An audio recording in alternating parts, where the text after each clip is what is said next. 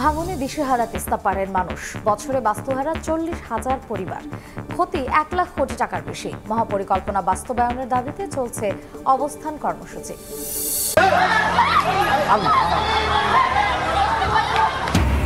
রাজধানীর উত্তরায় প্রকাশ্যে দম্পতিকে কুপিয়ে জখম করল কিশোর গ্যাং সদস্যরা। বেপরোয়া বাইক চালানোর প্রতিবাদ করায় হামলা, গ্রেফতার 2, বাকি 3 জনকে ধরার চেষ্টায় পুলিশ। অনলাইনে এফআইআর দায়েরের উদ্যোগে খুশি সাধারণ মানুষ। চালুর আগে আইন সংশোধনের পরামর্শ সাবেক পুলিশ প্রধানদের। হয়রানি বাড়ার শঙ্কা মাঠ কর্মকর্তাদের। রোহিঙ্গা ক্যাম্পে 4G সেবা দিতে চায় টেলিটক। নেটওয়ার্ক সম্প্রসারণে প্রায় 50 কোটি টাকার প্রকল্প চূড়ান্ত অনুমোদনের অপেক্ষায়। সিম বিক্রির অনুমতি চেয়েও আবেদন। যদি ইলেকট্রিক বাস নামে তাহলে এই যে লক্ষ্যচক্কর বাস যেগুলো আছে সেগুলো সম্পূর্ণ কমে যাবে। ডিজেলের গন্ধটা আসবে না, তারাও বাস আসতে যাবে যারা বাস উঠতে পারে না। বিশ্বে বৈদ্যুতিক গাড়ির ব্যবহার বাড়লেও উল্টো চিত্র বাংলাদেশে। অতিরিক্ত নিবন্ধন ফিতে আগ্রহে ভাটা। ইলেকট্রিক বাস নির্ভর গণপরিবহন ব্যবস্থা চালুর পরামর্শ।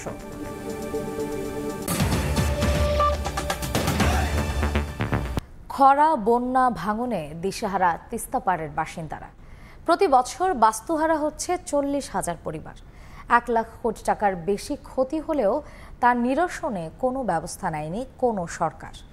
সংশ্লিষ্টরা বলছেন এই সংকট সমাধানের একমাত্র পথ তিস্তা মহাপরিকল্পনা বাস্তবায়ন, যা বাস্তবে রূপ নিলে বছরে 11,240 কোটি টাকার সম্পদ রক্ষা করা সম্ভব হবে।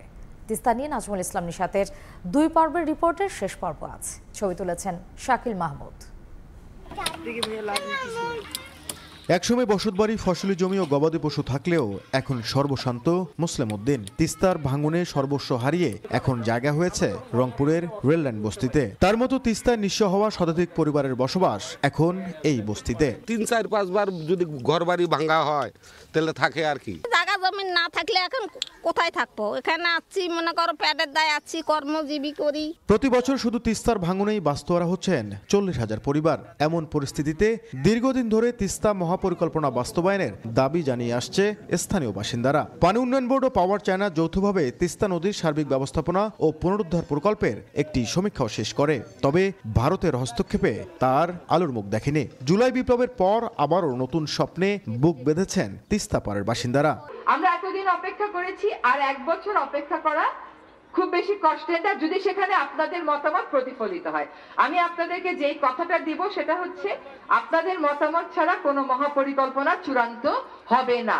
প্রকল্পটি বাস্তবায়ন হলে 13,116 কোটি টাকার জমি উদ্ধারের পাশাপাশি বছরে 11,240 কোটি টাকার সম্পদ রক্ষা হবে। এছাড়া গড়ে উঠবে স্যাটেলাইট টাউন, সড়ক, পাওয়ার প্ল্যান্ট ও অর্থনৈতিক অঞ্চল, যেখানে কর্মসংস্থান হবে অন্তত 10 লাখ মানুষের। তিস্তা মহাপরিকল্পনাটা বাস্তবায়িত হলে নদী ভাঙন থেকে যেমন বাঁচবে, খাদ্য নিরাপত্তা বলয় সুদৃঢ় হবে। এই খাদ্য ঘাটতির যে জায়গাটা আমরা মোকাবেলা করতে পারবো। আমরা চাই যে তিস্তাকে সংস্কার করে এই যে গৃহহীন, ভূমিহীন, ছিন্নমূল মানুষগুলোর পুনর্বাসন হোক, তাদের কর্মসংস্থান সৃষ্টি হোক। তিস্তা এখন যেমন দুঃখের কারণ, এটি যেন আমাদের ভালোবাসার তিস্তা হিসেবে আবির্ভূত হয়। প্রতি বছর ভাঙন ও প্লাবনে তিস্তা অববাহিকায় ক্ষতির পরিমাণ 1 লাখ কোটি টাকার বেশি। রংপুর অঞ্চলে যে দারিদ্র্যের হার বাড়ছে সেটির অন্যতম কারণ এখন তিস্তা। প্রতি বছর বন্যা, ভাঙন, প্লাবনে জীবনযুদ্ধের লড়াইয়ে এখন অনেকটাই ক্লান্ত তিস্তা অববাহিকার মানুষ। সুতরাং উত্তরের 2 কোটি মানুষের জীবন জীবিকার প্রশ্নে কোনো জোড়াতালি প্রকল্প নয়, একমাত্র সমাধান তিস্তা মহাপরিকল্পনা বাস্তবায়ন বলছেন সংশ্লিষ্টরা। নাজমুল ইসলাম নিশাত, সময় সংবাদ, রংপুর। রাজধানীর উত্তরায় বেপরোয়া বাইক চালানোর প্রতিবাদ করায় এক দম্পতিকে কুপিয়ে জখম করেছে কিশোর গ্যাং সদস্যরা। এ ঘটনায় জড়িত 5 জনের মধ্যে 2 জনকে গ্রেফতার করেছে পুলিশ। আহতরা হাসপাতালে চিকিৎসাধীন। সোমবার রাত 10:30 উত্তরার 7 নম্বর সেক্টরের 9 নম্বর সড়ক। কয়েকজন তরুণ বেপরোয়া মোটরসাইকেল চালিয়ে রিকশাকে ধাক্কা দিলে প্রতিবাদ করে অন্য পাশে মোটরসাইকেলে থাকা মেহেবুল হাসান ও নাসিমা ইফতি দম্পতি। উত্তরা পশ্চিম থানা পুলিশ অভিযান চালিয়ে ঘটনার সঙ্গে জড়িত রবি রায় ও মোবারক হোসেন নামে 2 জনকে গ্রেপ্তার করে। ভিকটিমদের পাশ দিয়েও যাওয়ার সময় উচ্ছৃঙ্খলভাবে যাওয়ার কারণে সেও এটা রিকশালার পক্ষ নিয়ে এদেরকে অপরাধীদের সাথে প্রতিবাদ করে এবং অপরাধীদের একজনকে কলার ধরে। মূলত সূত্র এটা নিয়েই তখন তাদের মধ্যে একজন ফোন করে তাদের সহপাঠীদের সংবাদ দেয়, দুটো ধারালো দেশীয় অস্ত্র এনে এই ঝগড়াঝাটি অবস্থায় তাদের স্বামী স্ত্রীকে কোপ দেয়। পুলিশ জানায় ঘটনায় জড়িত 5 জনের বাকি 3 জনকেও গ্রেপ্তার করতে অভিযান চলমান রয়েছে। উচ্ছৃঙ্খলরা বয়সও তাদের 22 বছর একটা, 25 বছর একটা, আর যারা ওদের সাথে ছিল তাদের বয়স এরকমই, 5 জন ছিল তারা। মামলা পরীক্ষাধীন। আহত দম্পতি রাজধানীর একটি হাসপাতালে চিকিৎসাধীন রয়েছেন। শফিক মুন্সি, সময় সংবাদ, ঢাকা। বৈষম্য বিরোধী ছাত্র আন্দোলনে কেরানীগঞ্জে ছাত্র জনতার ওপর হামলার ঘটনায় তামিম শেখ নামে আওয়ামী লীগের এক নেতাকে গ্রেফতার করেছে পুলিশ। সোমবার দিবাগত রাতে রাজধানীর সেগুনবাগিচার একটি ভবনে অভিযান চালিয়ে তাকে গ্রেফতার করা হয়। তামিম শেখকে আটকের পর প্রথমে শাহবাগ থানায় নিয়ে যাওয়া হয়। তার বিরুদ্ধে অভ্যুত্থানে ছাত্র জনতার ওপর হামলা ও হত্যার অভিযোগ রয়েছে।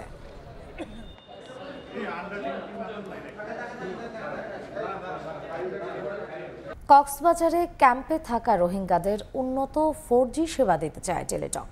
প্রায় 50 কোটি টাকা ব্যয়ে নেটওয়ার্ক সম্প্রসারণের একটি প্রকল্প হাতে নিয়েছে রাষ্ট্রীয় অপারেটরটি, যার চূড়ান্ত অনুমোদনের জন্য এখন টেলিযোগাযোগ মন্ত্রণালয়ে রয়েছে। শুধু নেটওয়ার্ক স্থাপন নয়, রোহিঙ্গাদের কাছে সিম বিক্রির অনুমতি চেয়ে স্বরাষ্ট্র মন্ত্রণালয়ে আবেদনও করেছে টেলিটক। শুভ খানের রিপোর্ট।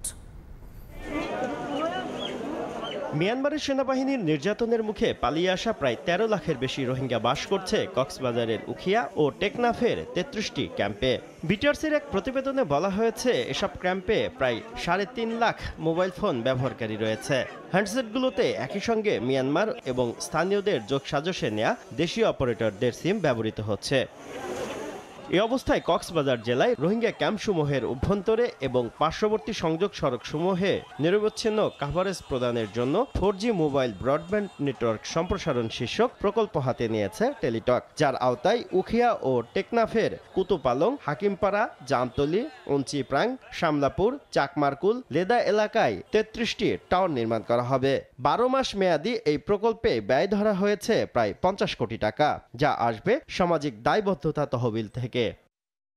টেলিটক সূত্র বলছে, নেটওয়ার্ক সম্প্রসারণের প্রকল্পটি অনুমোদনের জন্য এরই মধ্যে টেলিযোগাযোগ মন্ত্রণালয়ে পাঠানো হয়েছে। তবে প্রকল্প অনুমোদনের আগে স্বরাষ্ট্র মন্ত্রণালয় থেকে নিবন্ধনের মাধ্যমে রোহিঙ্গাদের কাছে সিম বিক্রির অনুমতি নিতে বলেছে টেলিযোগাযোগ মন্ত্রণালয়। অনুমতি চেয়ে গেল বছরের 19 নভেম্বর স্বরাষ্ট্র মন্ত্রণালয়ে চিঠিও দিয়েছে টেলিটক। তবে এ বিষয়ে ক্যামেরায় কথা বলতে রাজি হয়নি অপারেটরটি।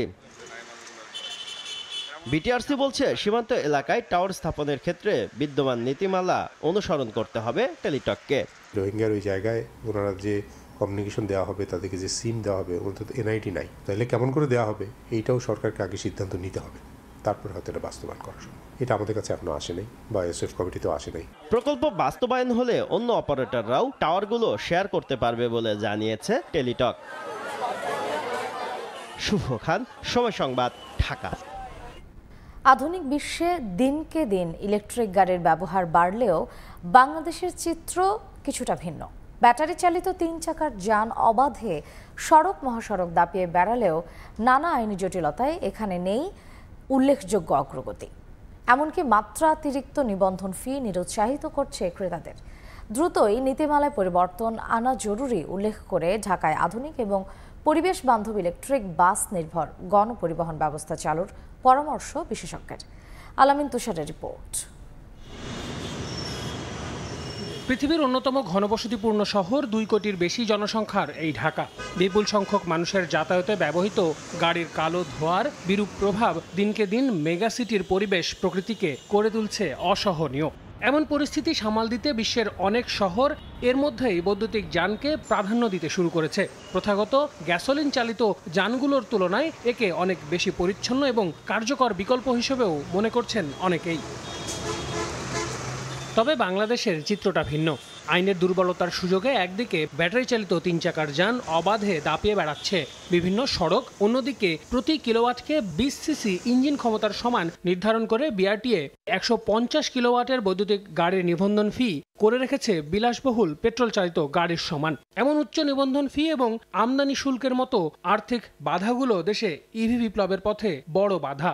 দেখা যাচ্ছে যে শ্বাসকষ্টের সমস্যা হচ্ছে। যদি ইলেকট্রিক বাস যদি নামে তাহলে এই যে লক্ষ্যচক্কর বাস যেগুলো আছে সেগুলো সম্পূর্ণ কমে যাবে, ডিজেলের গন্ধটা আসবে না, তারাও বাস আসতে যাবে যারা বাস উঠতে পারে না। 2023-এর নভেম্বর থেকে ঢাকার রাস্তায় 80টি এবং চট্টগ্রামের রাস্তায় 20টি বৈদ্যুতিক বাস চালুর কথা ছিল। 2019-এ সেই প্রক্রিয়া শুরু হলেও আজও পর্যন্ত দেশের কোথাওই কিন্তু কোনো বৈদ্যুতিক বাসের দেখা মেলে না। সারা দেশে ইলেকট্রিক ভেহিকল বা ইভি চার্জিং স্টেশন মাত্র 14টি, আর পাবলিক চার্জিং স্টেশন নেই বললেই চলে। অর্থাৎ বলাই যায় এক্ষেত্রে সবচেয়ে বড় চ্যালেঞ্জগুলোর একটি হলো চার্জিং সুবিধা সম্পন্ন অবকাঠামোর অভাব। এ অবস্থায় উন্নতি আনতে সমর্থনমূলক অবকাঠামো নীতিমালায় পরিবর্তন এবং ইলেকট্রিক বাস নির্ভর গণপরিবহন ব্যবস্থা চালু করার পরামর্শ এই বিশেষজ্ঞের। ইভি গাড়ি সস্তা হচ্ছে এবং কিনলা তাহলে বাস তো আর পপুলার হবে না, এটাকে আমাদের স্বাগত জানাতে হবে। কৌশলটা হওয়া উচিত আমাদের বাস এবং কমার্শিয়াল গাড়িগুলিকে ইলেকট্রিফিকেশনে নেওয়া এবং জনগণকে কষ্ট দেওয়ার আগে এই যে আমলারা ফ্রি ড্রাইভার পাচ্ছেন, গাড়ি মেনটেনেন্সের করার জন্য ফ্রি পয়সা পাচ্ছেন, গাড়ির সংখ্যা শুধু বাড়ছে না, ব্যবহারও কিন্তু বাড়ছে। এদিকে দেশের ইলেকট্রিক বাস নির্ভর গণপরিবহন ব্যবস্থা চালুর পথকে সুগম করার দিকে অন্তর্বর্তী সরকার এগোচ্ছে বলে জানালেন পরিবেশ ও বন উপদেষ্টা সৈয়দা রিজওয়ানা হাসান। বিশ্বের অন্যান্য দেশের মধ্যে এই ইলেকট্রনিক ভেহিকেল যেটা আছে সেদিকে যাওয়ার যে প্রবণতা আমরা মনে করি সেটাকে আমরা সমর্থন করেই নীতি প্রণয়ন করে যেতে পারব। সেই নীতিগত সিদ্ধান্ত বাস্তবায়নে আমরা কতটুকু সময় পাবো সেটা আমাদের পরবর্তী সময়ে দেখা যাবে। 2023-এর জানুয়ারি থেকে বিক্রি শুরু হয়ে 2024 সালের শেষ নাগাদ নিবন্ধিত ইভির সংখ্যা মাত্র 300। আল আমিন তুষার, সময় সংবাদ, ঢাকা। অপরিচ্ছন্ন পরিবেশে স্বাস্থ্য সেবা চলছে ঠাকুরগাঁও জেনারেল হাসপাতালে। যত্রতত্র ফেলা হচ্ছে আবর্জনা, ছড়াচ্ছে দুর্গন্ধ ও জীবাণু। ওয়ার্ডের দেয়ালে পোকামাকড়ের অবাধ বিচরণ, এতে ক্ষোভ জানান রোগী ও স্বজনরা। এদিকে জনবল সংকটের কথা বলছে হাসপাতাল কর্তৃপক্ষ।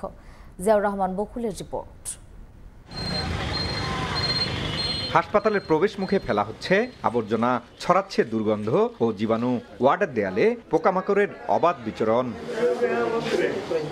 ঠাকুরগাঁও জেনারেল হাসপাতালে জেলার 5টি উপজেলার রোগী ছাড়াও আশপাশের কয়েকটি জেলার রোগীরাও আসেন চিকিৎসা সেবা নিতে, অথচ অপরিচ্ছন্ন পরিবেশের কারণে ভোগান্তিতে রোগী ও স্বজনরা।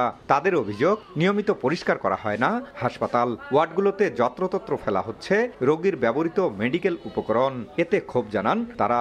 ভিতরেও কঠিন অবস্থা, নোংরা এবং বাইরেও নোংরা, গন্ধেই থাকা যাচ্ছে না। এখানে যে বর্জ্য ব্যবস্থাপনার কোনো সিস্টেম নেই, যখন দ্রুত প্রয়োজন হয় তখন আসে না। হাসপাতালের চেয়ে পরিষ্কার পরিচ্ছন্নতা হওয়া উচিত, আরো সচেতনতা হওয়া উচিত। এদিকে জনবল সংকটের কথা বলছে হাসপাতাল কর্তৃপক্ষ। সংকট সমাধানে মেডিকেল কলেজ স্থাপনের প্রয়োজন বলছেন হাসপাতালের তত্ত্বাবধায়ক। আমাদের সুইপারের অনেক সংকট, পাশাপাশি যেহেতু অনেক মানুষ থাকে, এটা আমরা সবসময় আমাদের তত্ত্বাবধায়ক স্যার এবং আরএমও সাহেব এরকম সবসময় দেখাশোনা করে। এটা একটি মেডিকেল কলেজ হবে, এটা দীর্ঘদিনের দাবি, এবং এটা যদি মেডিকেল কলেজে রূপান্তর হয়ে যায় তাহলে এত রোগী অ্যাকোমোডেশন, সেই সাথে জনবল প্রাপ্তির সাথে, এবং আমাদের যেহেতু মায়ের মতো সেবা দেওয়ার একটা আন্তরিকতা আছে আমার সকল সহকর্মীর, সেই দিক থেকে আমরা সফল এবং সুন্দর সেবা দিতে পারবো। কর্তৃপক্ষের তথ্য মতে 2020 সালে ঠাকুরগাঁও জেনারেল হাসপাতালকে 100 শয্যা থেকে 250 শয্যায় উন্নীত করা হয়। 3 বিভাগ মিলিয়ে দৈনিক অন্তত 3000 রোগী স্বাস্থ্যসেবা নেন এ হাসপাতালে। জিয়াউর রহমান বকুল, সময় সংবাদ, ঠাকুরগাঁও। সড়কের এক পাশে খোঁড়া হয়েছে মাটি, তবে 2 মাসের মধ্যেই বন্ধ হয়ে গেছে কুড়িগ্রামের রাজারহাট থেকে আনন্দবাজার পর্যন্ত সড়ক সম্প্রসারণের কাজ।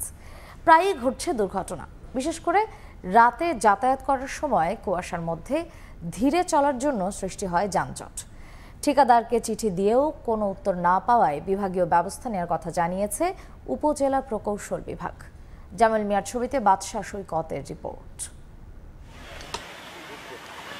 প্রশস্ত করার জন্য সড়কের একপাশে 2 থেকে 2.5 ফুট গর্ত করে সরিয়ে নেওয়া হয়েছে মাটি। আবার কোথাও নির্মাণাধীন রয়েছে কালভার্ট। সরু সড়কে ঝুঁকি নিয়ে চলাচল করছে যানবাহন।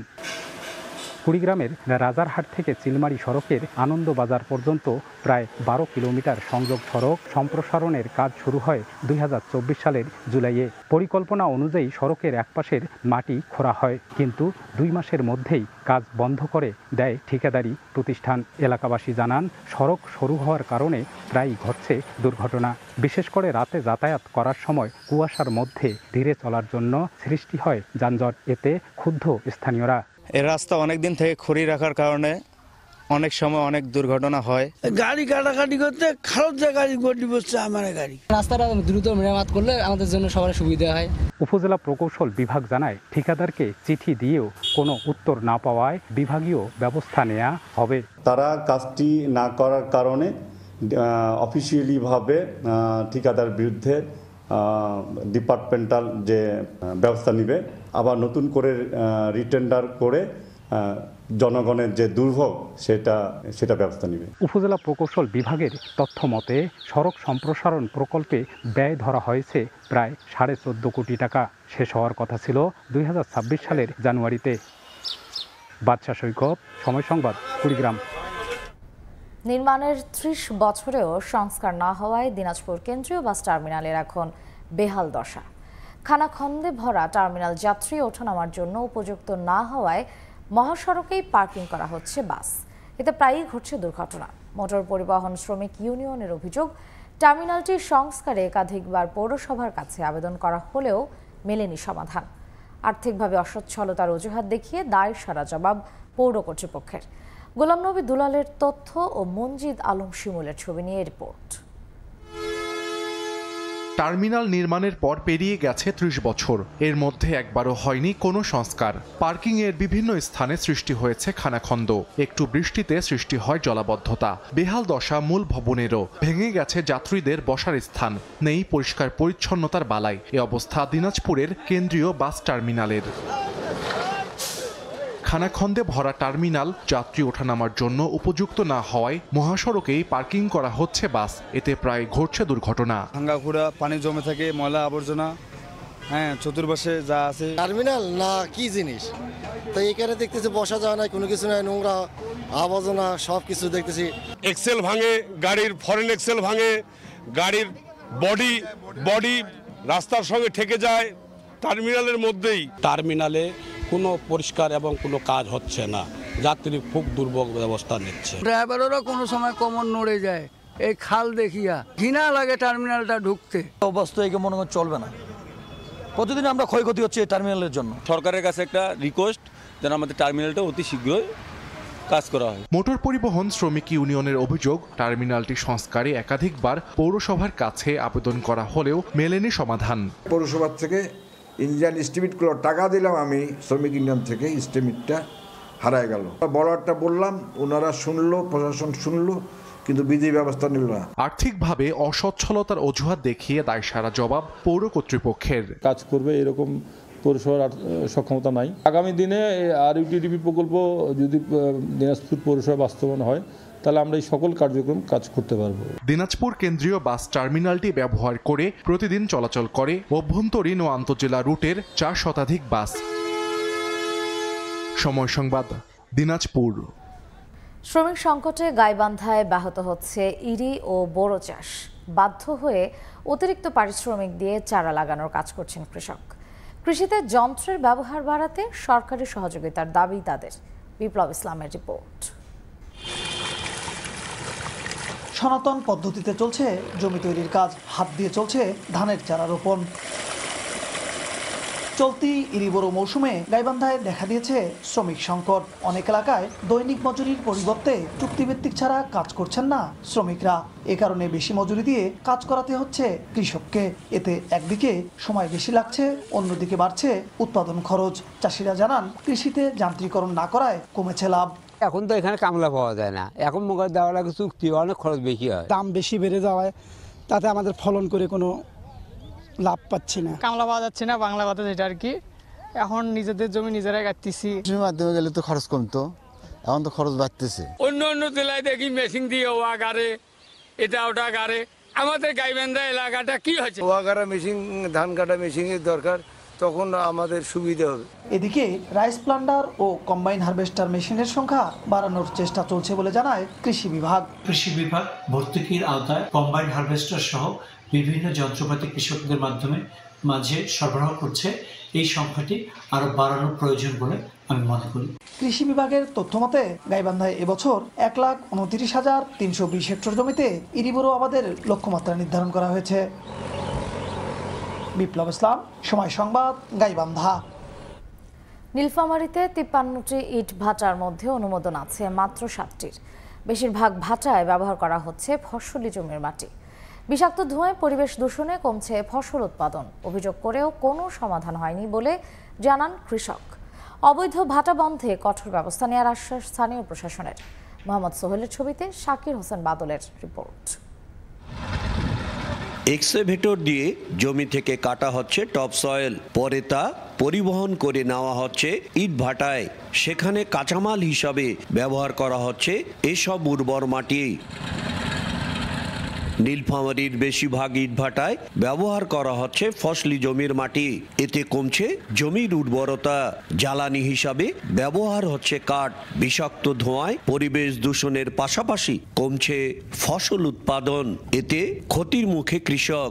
এমনকি অভিযোগ করেও কোনো সমাধান হয় না বলে জানান ভুক্তভোগীরা। 3 ফসলের মধ্যে এখন 2 ফসল, 2 ফসলের মধ্যে এখন আমরা 1 ফসল পাই, হেক্টর পাই। ভেকুদি মাটি কাটতেছে, জমির ফসল কমতেছে আর কি, উর্বরতা শক্তি কমতেছে। সম্প্রতি অবৈধ ভাটাগুলোতে অভিযান শুরু করেছে প্রশাসন। অনিয়ম প্রমাণে করা হচ্ছে অর্থদণ্ড। আমরা আজকে 3টা ভাটায় গিয়েছিলাম, তার মধ্যে 2টা ভাটায় আমরা কার্যক্রম চলমান পেয়েছি। 2টা ভাটাকে আমরা মোট 2.5 লক্ষ টাকা জরিমানা করেছি। পরিবেশ অধিদপ্তর জানিয়েছে জেলার 53টি ইটভাটার মধ্যে অনুমোদন রয়েছে মাত্র 7টির। আর অবৈধ ভাটা বন্ধে কঠোর ব্যবস্থা নেওয়ার আশ্বাস জেলা প্রশাসকের। অবৈধ ইটভাটাগুলো রয়েছে, এগুলোতে আমরা পরিবেশ অধিদপ্তর এবং জেলা প্রশাসনের সহায়তায় গত জানুয়ারি মাস থেকে এখন পর্যন্ত মোটামুটি আমরা 22 থেকে 23টা ইটভাটাতে এক্সকাভেটর দিয়ে ভেঙে দেওয়া হয়েছে। পর্যায়ক্রমে প্রত্যেকটি ইটভাটাতে আমরা অভিযান পরিচালনা করছি। সেগুলো মোবাইল কোড করা হয়েছে, সেগুলো বন্ধের জন্য বলা হয়েছে এবং সেগুলো বন্ধ করার কার্যক্রম চলছে। পরিবেশ অধিদপ্তরের তথ্য মতে জেলার 46টি অবৈধ ইটভাটার মধ্যে 10টি বন্ধ রয়েছে, আর 12টি ইটভাটার মামলা চলমান আছে। শাকির হোসেন বাদল, সময় সংবাদ, নীলফামারী। এবার এক সরকারি কর্মকর্তাকে বরখাস্ত করার অনুমতি চেয়ে সুপ্রিম কোর্টে আপিল করেছেন মার্কিন প্রেসিডেন্ট ডোনাল্ড ট্রাম্প। প্রেসিডেন্টের হাতে যাবতীয় ক্ষমতা কুক্ষিগত করতেই এমন পদক্ষেপ বলে ধারণা গণমাধ্যমের। এর মধ্যেই মার্কিন করদাতাদের ব্যক্তিগত এবং গোপন তথ্য ভান্ডারের প্রবেশাধিকার চাচ্ছেন ইলন মাস্কের পরিচালিত প্রতিষ্ঠান ডোগে বলে জানান এক সংশ্লিষ্ট কর্মকর্তা। এদিকে ক্ষমতায় এসেই একের পর এক কর্মকর্তাকে বরখাস্ত করার প্রতিবাদে ট্রাম্প এবং ইলন মাস্কের বিরুদ্ধে আন্দোলনে নেমেছেন ওয়াশিংটনের বাসিন্দারা। ক্ষমতায় এসেই আগামী 4 বছরের যাত্রা সুগম করতে উঠে পড়ে লেগেছেন মার্কিন প্রেসিডেন্ট ডোনাল্ড ট্রাম্প। বাইডেন শাসনামলে তার বিরুদ্ধে মামলা লড়া বিচারকদের থেকে শুরু করে অগণিত প্রশাসনিক কর্মকর্তাকে বরখাস্ত করেছেন তিনি। এরই ধারাবাহিকতায় এবার সরকারি নৈতিকতা পর্যবেক্ষণ সংস্থার প্রধান হ্যাম্পটন ডেলিঙ্গারকে বরখাস্ত করতে সুপ্রিম কোর্টে আপিল করেছেন ট্রাম্প। ট্রাম্পের দ্বিতীয় মেয়াদের শাসনামলে এটি সুপ্রিম কোর্টে তাদের প্রথম মামলা। চলতি মাসের 6 তারিখে কোনো ধরনের অভিযোগ ছাড়াই তাকে বরখাস্তের ইমেল পাঠানো হয় ট্রাম্পের দফতর থেকে। দ্বিতীয় মেয়াদের শাসনামলে যে কোনো ধরনের সমালোচনা এড়াতেই একে একে কর্মকর্তাদের ট্রাম্প বরখাস্ত করছেন বলে ধারণা করছে বিভিন্ন গণমাধ্যম। এদিকে ট্রাম্পের প্রতিষ্ঠিত ডিপার্টমেন্ট অফ গভর্নমেন্ট এথিক্স ডোগের বিরুদ্ধে মামলা চলাকালীন অবস্থাতেই দেশটির করদাতাদের সংবেদনশীল তথ্য ভান্ডারের প্রবেশাধিকার চাইছেন বিভাগটির প্রধান ইলন মাস্ক। গ্যাভিন ক্লিগার নামের এক কর্মকর্তাকে শীঘ্রই প্রবেশাধিকার দেয়া হবে বলে গণমাধ্যম CNN-কে জানিয়েছেন এক সংশ্লিষ্ট কর্মকর্তা। তার দেয়া তথ্য মতে প্রবেশাধিকার পাওয়া মাত্রই 120 দিনের জন্য রাজস্ব দপ্তরে যাওয়া আসার সুযোগ করে দেয়া হবে তাকে। হোয়াইট হাউসের ডেপুটি প্রেস সেক্রেটারি CNN-কে জানান, মার্কিন প্রশাসনের গোড়া থেকে জালিয়াতি এবং দুর্নীতিকে উপড়ে ফেলার জন্য সব ধরনের তথ্য ভান্ডারে তাদের সরাসরি প্রবেশাধিকার প্রয়োজন। তবে বিভিন্ন খাতে ট্রাম্পের আনা একের পর এক পরিবর্তনকে মোটেও সুনজরে দেখছেন না দেশটির বাসিন্দারা। বিশেষ করে হাজার হাজার মানুষের চাকরিচ্যুতি বিপাকে ফেলেছে তাদের ধারণা ডোগে এবং ইলন মাস্ককে অপ্রয়োজনে অতিরিক্ত ক্ষমতা দিয়ে বসেছেন ট্রাম্প। আন্দোলনকারীদের দাবি, ক্ষমতা হাতে পেয়ে পরিণতির তোয়াক্কা না করেই বড় বড় সিদ্ধান্ত নিয়ে যাচ্ছেন মাস্ক, যা দেশটির নাগরিকদের ভোগান্তিতে ফেলছে। সাদিয়া তাসনিম, সময় সংবাদ। ইউক্রেনে যুদ্ধবিরতি নিশ্চিতের পর বাসিন্দাদের নিরাপত্তায় যুক্তরাষ্ট্রের সাহায্য প্রয়োজন বলে মন্তব্য করেছেন ব্রিটিশ প্রধানমন্ত্রী কিয়ার স্টারমার। এদিকে কিয়েভের সঙ্গে কোনো ধরনের আলোচনা ছাড়াই ইউক্রেন সংঘাত বন্ধে যুক্তরাষ্ট্র রাশিয়া বৈঠকের তীব্র সমালোচনা করেছেন জার্মান চ্যান্সেলর ওলাফ শলস। ফ্রান্সের প্যারিসে ইউক্রেনের সার্বিক পরিস্থিতি ও নিরাপত্তা নিয়ে ইউরোপীয় নেতাদের জরুরি বৈঠকের পর একথা বলেন তারা। এদিকে কিয়েভের শান্তি স্থাপনে ইউরোপের কোনো ভূমিকা দরকার নেই বলে মন্তব্য করেছেন রুশ পররাষ্ট্রমন্ত্রী। যুক্তরাষ্ট্র রাশিয়া বৈঠকের উদ্দেশ্যে সৌদি সফরে যাওয়ার আগে একথা বলেন তিনি।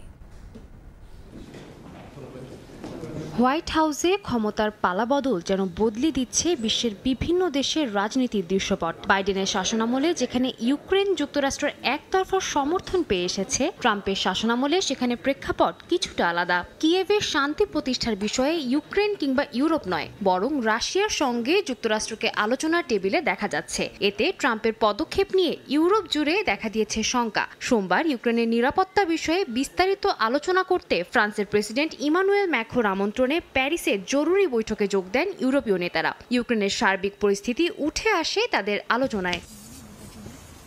বৈঠক শেষে সাংবাদিকদের প্রশ্নের উত্তরে জার্মান চ্যান্সেলর ওলাফ শলস বলেন, কিয়েভে নিরাপত্তা ও শান্তি নিশ্চিতে যুক্তরাষ্ট্র ও ইউরোপের হাতে হাত মিলিয়ে কাজ করা উচিত। এ সময় ইউক্রেন ও ইউরোপকে বাদ দিয়েই শান্তি চুক্তি বিষয়ে রাশিয়ার সঙ্গে মার্কিনদের বৈঠকের সমালোচনা করেন তিনি। বলেন, ইউক্রেনকে বাদ দিয়ে তাদের ভূখণ্ডে শান্তির প্রতিষ্ঠা বিষয়ে আলোচনা অসঙ্গত। এছাড়াও এ বিষয়ে ইউরোপকে সম্পৃক্ত না করার বিষয়ে তিনি বলেন, ন্যাটোর মূল ভিত্তিই হলো যে কোনো পরিস্থিতিতে সদস্য রাষ্ট্রের পাশে থাকা। এবারও তার বিকল্প ঘটবে না বলে জানান তিনি। একই মতামত জানান পোল্যান্ডের প্রধানমন্ত্রী ডোনাল্ড টাস্ক। এদিকে ব্রিটিশ প্রধানমন্ত্রী কিয়ের স্টারমার বলেন, ইউক্রেনে যুদ্ধবিরতি হলেও দীর্ঘমেয়াদী নিরাপত্তা নিশ্চিতে তাদের যুক্তরাষ্ট্রের সহায়তা প্রয়োজন। শুধুমাত্র তখনই রাশিয়া দেশটিতে পুনরায় হামলা চালাতে পারবে না।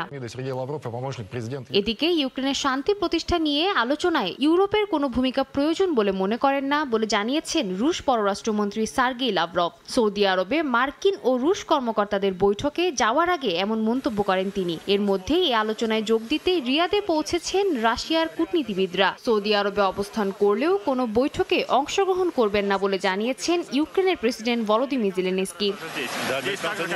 সাদিয়া তাসনিম, সময় সংবাদ।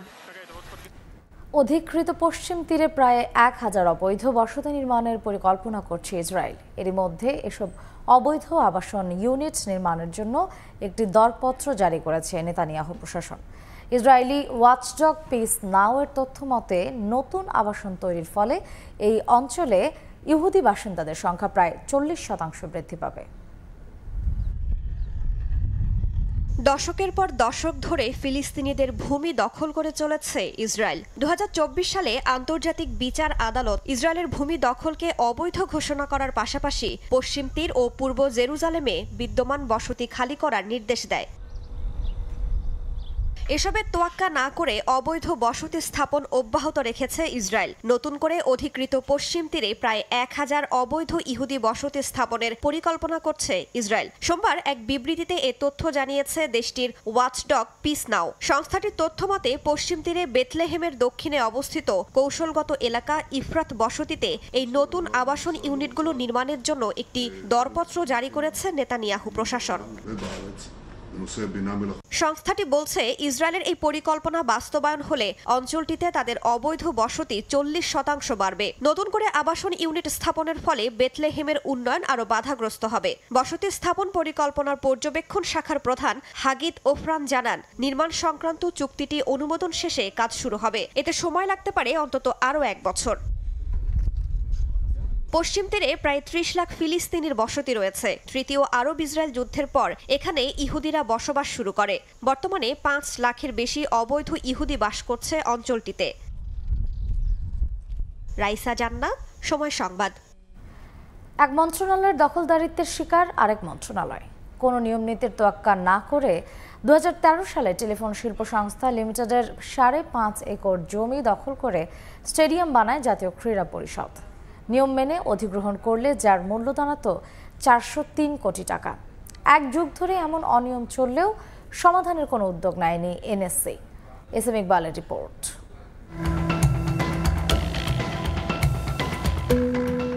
সব সম্ভবের বাংলাদেশে এও সম্ভব, যেখানে এক মন্ত্রণালয়ের দখলদারিত্বের শিকার হয় অন্য মন্ত্রণালয়। 2013 সালের 13 মার্চ ডাক, টেলিযোগাযোগ ও তথ্য প্রযুক্তি মন্ত্রণালয়ের অধীনে থাকা টেলিফোন শিল্প সংস্থা লিমিটেডের প্রায় 5.5 একর জমি দখল করে যুব ও ক্রীড়া মন্ত্রণালয়। অভিযোগ আছে, দিন দুপুরে সাবেক যুব ও ক্রীড়া প্রতিমন্ত্রী জাহিদ আহসান রাসেলের নির্দেশে টঙ্গী এলাকার এই জমি দখল করা হয়। গেটের তালা ভেঙে তারা হঠাৎ অতর্কিতভাবে আর কি সবাই ঢুকে পড়ে। তারা আমাদের বাধা উপেক্ষা করে এখানে নির্মাণ কাজ চালিয়ে যায়। সরকারি সম্পত্তির ভূমি অধিগ্রহণ আইন 2017 মোতাবেক টঙ্গী মৌজায় এই সম্পত্তি বাবদ 403 কোটি টাকা টেসিসকে পরিশোধের কথা জাতীয় ক্রীড়া পরিষদের, অথবা পিডব্লিউডি রেটে ভাড়া প্রদান করলেও সেই অঙ্ক দাঁড়ায় কয়েক কোটি টাকা। তাদের সাথে অনেকবার চিঠির মাধ্যমে যোগাযোগ করা হয়েছে, একাধিক মিটিং হয়েছে, কিন্তু এ ব্যাপারে এখন পর্যন্ত কোনো বিষয়টা নিষ্পত্তি হয় নাই। 5 আগস্ট ফ্যাসিস্ট সরকার পতনের পর দখল হওয়া সম্পত্তি ফিরে পেতে আবারও তৎপরতা শুরু করে টেলিফোন শিল্প সংস্থা লিমিটেড। জমিতে নিজস্ব সাইনবোর্ড স্থাপনের পাশাপাশি উদ্যোগ নেওয়া হয় চলমান নির্মাণ কাজ বন্ধের, যদিও বিষয়টি নিয়ে একেবারে নির্বিকার এনএসসি। এমন পরিস্থিতিতে একদিকে যেমন ক্ষতির শিকার হচ্ছে টেসিস, অন্যদিকে ক্ষতিগ্রস্ত হচ্ছে ক্যাম্পে থাকা আর্চারদের অনুশীলন। ভয় পাচ্ছে ওনারা যদি বেশি অ্যাগ্রেসিভ হয়ে যায়, তো আমি মনে করি এখানে জাতীয় ক্রীড়া পরিষদেরও কিছু দেখবার ব্যাপার আছে, কেন আমরা তো ওনাদের অনুমতি নিয়েই ঢুকেছি। টঙ্গীর এই স্টেডিয়াম ছাড়াও বিগত সরকারের সময় আরও বহু স্থাপনা নির্মাণ করেছে জাতীয় ক্রীড়া পরিষদ, যেখানে মানা হয়নি সরকারি বিধিনিষেধ। এসএম ইকবাল, সময় সংবাদ, ঢাকা। চ্যাম্পিয়ন্স ট্রফির শুরুতেই ভারতের মুখোমুখি হওয়াটা চ্যালেঞ্জিং হবে বাংলাদেশের জন্য, তবে দলের মধ্যে আত্মবিশ্বাসের কোনো কমতি নেই। মাঠে এখন তার প্রতিফলন দেখা গেলেই ষোলকলাপূর্ণ হবে বলে মনে করেন cricket operations chairman Nazmul Abedin Fahim. ICC ইভেন্টে টাইগারদের সাম্প্রতিক পারফরম্যান্স ভালো না হলেও অধিনায়কের শিরোপা জয়ের কথায় বিশ্বাস রাখতে চান ক্রিক অপস চেয়ারম্যান। চ্যাম্পিয়ন্স ট্রফিতে ভারত পাকিস্তান ম্যাচের চেয়েও নাকি বেশি উত্তাপ ছড়াচ্ছে বাংলাদেশ ভারত ম্যাচ। দেশ দুটোর সাম্প্রতিক রাজনৈতিক টানাপোড়েন, ক্রিকেট মাঠে অতীতের নানা ঘটনা আগুনে ঘি ঢালছে আরো বেশি। তবে মাঠের খেলোয়াড়রা চিরদিনই দূরে থাকতে চান এসব আলোচনা থেকে। মাঠের ক্রিকেটটাই গুরুত্ব পায় সেখানে। কিন্তু ক্রিকেটাররা যতই দূরে থাকুক না কেন, আলোচনা তো আর থেমে থাকে না। তাই তো বিসিবি পরিচালকও মনে করেন ভারতের বিপক্ষে ম্যাচ দিয়ে আসর শুরু চ্যালেঞ্জিং হবে টাইগারদের জন্য। তবে মহা গুরুত্বপূর্ণ এই ম্যাচের আগে নিজেদের ব্যাকফুটে দেখতে চান না নাজমুল আবেদিন ফাহিম। জানালেন দলের আত্মবিশ্বাস তুঙ্গে, জয়ের তাড়না সবার মাঝে, মাঠে এখন তার প্রতিফলন দেখার অপেক্ষা। খুবই চ্যালেঞ্জিং হবে এই কারণে বাংলাদেশ দলটা কিন্তু খুব ইতিবাচক একটা মানসিকতা নিয়ে গেছে এবার, যেন ভালো ক্রিকেট খেলতে পারে, শুধু ভালো ক্রিকেট না জিততে যেন পারে সেজন্য। তো প্রথমেই ভারতের মুখোমুখি হওয়াটা ডেফিনেটলি চ্যালেঞ্জের ব্যাপারটা থাকবেই, কারণ ওরা খুব ভালো খেলছে, ভালো দল। তারপর আমার মনে হয় যে আমাদের দলের মধ্যে আমরা যথেষ্ট বিশ্বাস দেখেছি, তারা একটু নতুন ব্র্যান্ডের ক্রিকেট খেলানোর চেষ্টা করছে। পাশাপাশি আমাদের বোলিংটা নিয়ে কিন্তু আমাদের যথেষ্ট আস্থা আছে। আমরা মনে করি আমাদের বোলিং অ্যাটাকটা বিশ্বমানের। সো ব্যাটারদের দেখছি কিন্তু রিসেন্টলি ভালো ব্যাটিং করছে। তো সব কিছু মিলিয়ে বোধহয় আমাদেরও যথেষ্ট কারণ আছে বিশ্বাস করার যে আমরা খুব সহজ একটা প্রতিপক্ষ হব না। এবারের চ্যাম্পিয়ন্স ট্রফি দিয়ে আনুষ্ঠানিকভাবে এক নতুন দিগন্তের দিকে হাঁটতে যাচ্ছে বাংলাদেশ। সাকিব তামিমের মতো দুই মহাতারকাকে বাদ দিয়ে দল সাজানো যার প্রাথমিক ধাপ। বিসিবি কর্তার বিশ্বাস, স্কোয়াডে অভিজ্ঞতা এবং তারুণ্যের যে মিশেল হয়েছে, এটাই এগিয়ে রাখবে লাল সবুজকে। একটা দলে কিন্তু কম্বিনেশনটা ভালো করার জন্য বিভিন্ন ধরনের খেলোয়াড় দরকার। আমাদের এখানে সেই কম্বিনেশনটা কিন্তু আছে। একটা সময় আমাদের ডিফেন্সিভ মাইন্ডসেটের খেলোয়াড়ের সংখ্যা বেশি ছিল, আস্তে আস্তে সেখানে কিন্তু পরিবর্তন এসছে এবং এই ব্লেন্ডটা বোধহয় আমাদেরকে আরেকটা লেভেলে নিয়ে যেতে পারে। বাট অফকোর্স এখন খেলা হলে আমরা বুঝতে পারবো আসলে আমরা সত্যি আমরা যে এক্সপেকটেশন নিয়ে আমরা কথা বলছি সেটা পূরণ করতে পারছি কিনা। বাট আমি আশাবাদী যে আমরা ভালো খেলবো। অধিনায়ক যাওয়ার আগে বলে গেছেন শিরোপা জিততে চায় বাংলাদেশ। দলের সাম্প্রতিক পারফরমেন্স বিবেচনায় নিলে কথাটায় সাহস না বোকামি প্রকাশ পেল জানতে চাওয়া হয়েছিল বিসিবির ক্রিকেট অপারেশনস চেয়ারম্যানের কাছে। তিনি উত্তরটা দিলেন একটু আলাদাভাবে। চ্যাম্পিয়ন হতে পারবো কিনা I am not sure about that, কোনো ব্যাপারে নিশ্চয়তা নেই, কিন্তু অনেক দূর যাওয়ার মতো শক্তি দলটার আছে। বাট একেবারে যে যাবেই সে নিশ্চয়তাও দেওয়া যায় না। কিন্তু একটা সময় ছিল যখন আমরা বলতাম যে না ভালো খেলতে পারলে হলো, হয়তো আমরা যেতে পারবো। বাট আমার মনে হয় সেই কাজ থেকে বোধহয় একটু বেরিয়ে এসেছি আমরা, আর একটু শক্ত করে আমরা এখন বলতে পারবো যে না আমরা আরো শক্ত করে চলবো। নিয়ন মুহাইমিন, সময় সংবাদ। প্রায় 3 দশক পর আইসিসির কোনো ইভেন্ট অনুষ্ঠিত হতে যাচ্ছে পাকিস্তানে, জানিয়ে রোমাঞ্চিত দেশটির সাধারণ সমর্থকরা। পিসিবির সফল একটা টুর্নামেন্ট উপহার দেবে বলেও তাদের প্রত্যাশা। মেগা ইভেন্ট সামনে রেখে জমে উঠেছে জার্সি কেনা বেচা। চ্যাম্পিয়ন্স ট্রফি আয়োজন চাঙা করবে দেশটির অর্থনীতিকে। অনেকেই বলেন খেলা হলেও ভারতীয়রা ক্রিকেটকে উপাসনা করেন। ক্রিকেট নিয়ে তাদের উন্মাদনাও ভিন্ন মাত্রার। বিশ্বের যে কোনো অঞ্চলের চেয়ে ক্রিকেট নিয়ে মাতামাতিটাও দক্ষিণ এশিয়ায় একটু বেশি হয়। অবশ্যই ক্রিকেট নিয়ে পাকিস্তানেও উন্মাদনা কোনো অংশে কম নয়। দেশটি থেকে উঠে এসেছে অনেক কিংবদন্তি ক্রিকেটার। অনেকে বলে থাকেন পাকিস্তানের অলিগলিতেও দেখা মেলে প্রতিভাবান ক্রিকেটারদের। সেই পাকিস্তান এবার ভিন্ন এক রোমাঞ্চের সাক্ষী হতে যাচ্ছে। প্রায় 3 দশক পর আইসিসির কোনো ইভেন্ট অনুষ্ঠিত হবে দেশটিতে। পাকিস্তানের একটা প্রজন্ম বেড়ে উঠেছে দেশটিতে কোনো আন্তর্জাতিক ম্যাচ না দেখে। তাদের জন্য আইসিসি চ্যাম্পিয়ন্স ট্রফি মাঠে বসে দেখা আকাশের চাঁদ হাতে পাওয়ার মতোই। ভারত খেলতে না গেলেও করাচি, লাহোর, রাওয়ালপিন্ডি, পেশোয়ার ক্রিকেট জ্বরে কাঁপছে। সমর্থকরা প্রিয় দলের জার্সি সংগ্রহ করাও শুরু করে দিয়েছেন। মাত্র 1 দিনের অপেক্ষা, এরপরে বহুল প্রতীক্ষিত টুর্নামেন্টটি মাঠে গড়াবে। আইসিসির এই মেগা ইভেন্ট ঘিরে রোমাঞ্চিত সাধারণ পাকিস্তানিরাও। আমাদের দেশে এত বড় একটা টুর্নামেন্ট হতে যাচ্ছে, এ নিয়ে আমি রোমাঞ্চিত। আমার প্রার্থনা থাকবে সফলভাবে আয়োজন হবে এই টুর্নামেন্ট। পাকিস্তানের ক্রিকেট ভক্তদের জন্য এটা দারুণ একটা উপলক্ষ। ভারত পাকিস্তানে খেলতে অস্বীকৃতি জানিয়েছে। এর সিদ্ধান্ত আমরা স্বাগত জানাই না।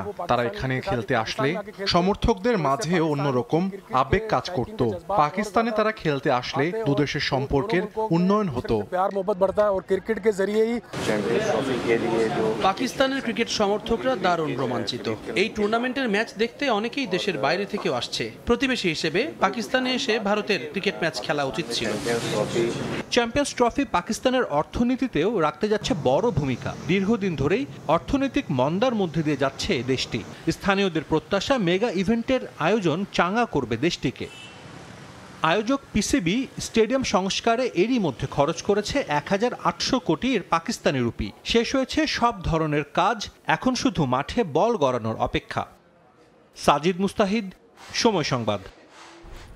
রাজধানীর কুয়াশা ও আবহাওয়া পরিস্থিতি নিয়ে জানাতে হাতের ঝিল থেকে যোগ দিচ্ছেন সহকর্মী মাসুদুর রহমান। সরাসরি যাচ্ছি তার কাছে। বাতাসে জলীয় বাষ্পের পরিমাণ বেশি থাকার কারণেই ফেব্রুয়ারি শেষের দিকে এসেও রাজধানী সহ সারা দেশেই ঘন কুয়াশা, কোথাও মাঝারি কুয়াশা, কোথাও হালকা কুয়াশা দেখা যাচ্ছে। আমি এখন আছি রাজধানীর হাতির ঝিলে। এখানেও আমরা সকাল থেকে দেখেছি কুয়াশা ছিল, তবে আস্তে আস্তে সেটি কেটে সূর্যের যে দেখা, সেটি দেখা মিলেছে ইতোমধ্যেই। আবহাওয়া অফিসের সাথে কথা বলে আমরা যেটি জানতে পেরেছি, এখন যেই সময়, এই সময়টাতে এসে বাতাসে জলীয় বাষ্প বেশি থাকে, যে কারণে কুয়াশা পড়ে এবং সেটি ভোর থেকে, তবে সেটির স্থায়িত্ব বেশি হয় না। সেটি সকাল 9টা থেকে 10টার মধ্যেই আস্তে আস্তে কেটে সূর্যের আলো চলে আসে, তখন শীতও আস্তে আস্তে কম অনুভূত হয় এবং গরম লাগা শুরু করে। তো এখন গত সর্বশেষ যে বুলেটিন ছিল আবহাওয়ার, সেই বুলেটিন অনুযায়ী সর্বনিম্ন তাপমাত্রা ছিল তেঁতুলিয়ায় 12 ডিগ্রি সেলসিয়াস এবং সর্বোচ্চ তাপমাত্রা ছিল বান্দরবনে 33 ডিগ্রি সেলসিয়াস। তো এই তাপমাত্রা এখনকার সময় একেবারে স্বাভাবিক বলছে আবহাওয়া অধিদপ্তর, এবং সাধারণত ফেব্রুয়ারি মাস পর্যন্তই শীত অনুভূত হয় বাংলাদেশে, এবং আবহাওয়া অফিস থেকে সেটি আমাদেরকে জানিয়েছে যে এবারও ঠিক ফেব্রুয়ারির শেষের দিকে, একেবারে শেষের দিকে পর্যন্তই শীত থাকবে এবং মার্চে গিয়ে শীতের যে আবেশ বা শীতের যে আবহাওয়া, সেটি একেবারেই চলে যাবে। তো এর আগ পর্যন্ত এরকমই থাকবে, প্রতিদিনই এই যে এই কুয়াশা দেখা যাবে। তবে আবহাওয়ার যে পূর্বাভাস, সেই পূর্বাভাস অনুযায়ী তারা বলেছে যে মাঝারি ধরনের কুয়াশা এই ঢাকা বা এর আশপাশ এলাকায় দেখা যাওয়ার যে সম্ভাবনা, সেটি তারা জানিয়েছে। এবং এছাড়াও দক্ষিণাঞ্চলে ঘন থেকে ঘন ধরনের কুয়াশা হওয়ার সম্ভাবনা তারা জানিয়েছে। এছাড়াও বেশ কয়েকটি এলাকায় তারা বলেছে যে এখানে বজ্র থেকে বৃষ্টিপাতের সম্ভাবনা রয়েছে। সেই বিভাগগুলো হচ্ছে সিলেট, ঢাকারও কিছু কিছু অংশ বলা হয়েছে এবং দক্ষিণাঞ্চলের কুষ্টিয়া এবং কুমিল্লা সহ বেশ কয়েকটি এলাকার কথা বলা হয়েছে যেখানে হালকা থেকে মাঝারি ধরনের বৃষ্টিপাত হতে পারে, কোথাও আবার বজ্রসহ বৃষ্টিপাত হতে পারে। এই ছিল আসলে আমার কাছে হাতিরঝিল থেকে আবহাওয়া এবং কুয়াশার সর্বশেষ তথ্য। রাজধানীর কুয়াশা ও আবহাওয়া পরিস্থিতির সবশেষ জানতে সরাসরি ছিলাম হাতিরঝিলে। সকালের সময়ের শীর্ষ সংবাদগুলো জানিয়ে দিচ্ছি আরেকবার। ভাঙনে দিশেহারা তিস্তা পাড়ের মানুষ, বছরে বাস্তুহারা 40,000 পরিবার, ক্ষতি 1 লাখ কোটি টাকার বেশি। মহাপরিকল্পনা বাস্তবায়নে নদীর বুকে অভিনব কর্মসূচি বিএনপির। এবং ভোগান্তি কমাতে অনলাইনে এফআইআর দায়েরের নির্দেশ প্রধান উপদেষ্টার। স্বাগত জানালেও আইন পরিবর্তনের পরামর্শ সাবেক পুলিশ প্রধানদের। হয়রানির শঙ্কা মাঠ কর্মকর্তাদের।